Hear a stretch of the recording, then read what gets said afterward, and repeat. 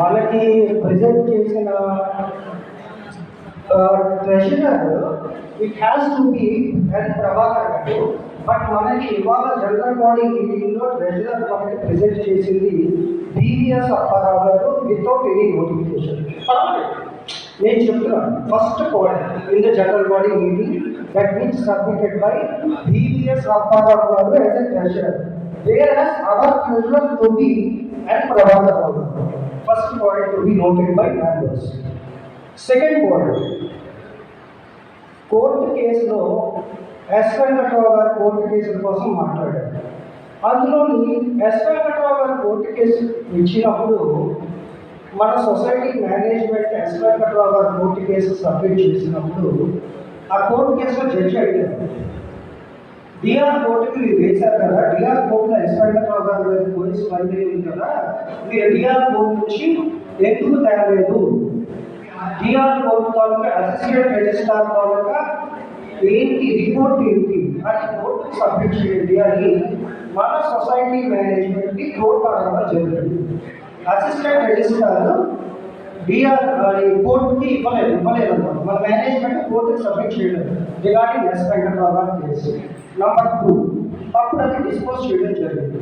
And management చెప్పింది కూడా certain points అది నేను ఫాల్స్ అవ్వట్లేదు.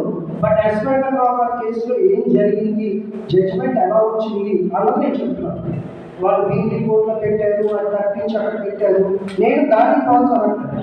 But society management S Venkatrao గారి కేసులో కోర్టులో ఏదైతే జడ్జి ప్రెజెంట్ చేయమన్నారో అది ప్రెజెంట్ చేయలేదు.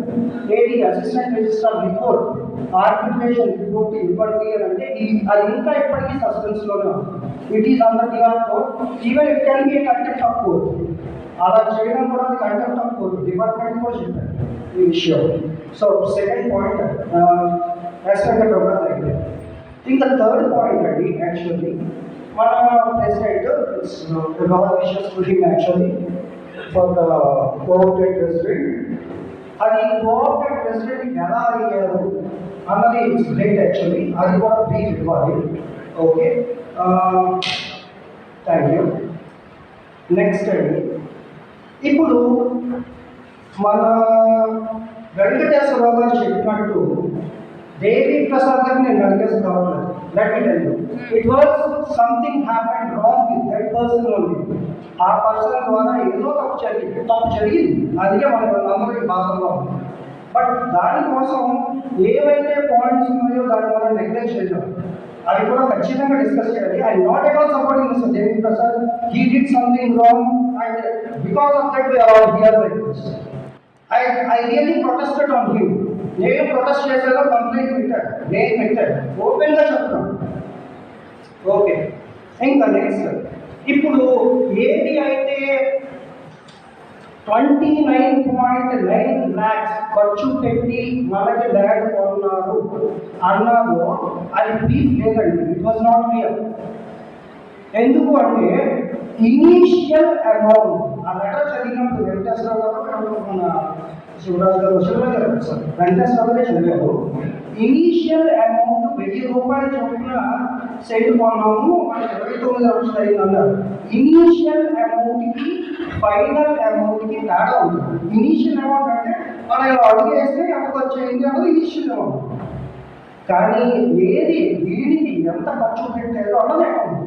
అది ఉన్నది అన్నారు, దట్ ఈస్ ఓకే, అది చెప్పలేదు, అది ఉంటుంది. నేను అర్థం కాదు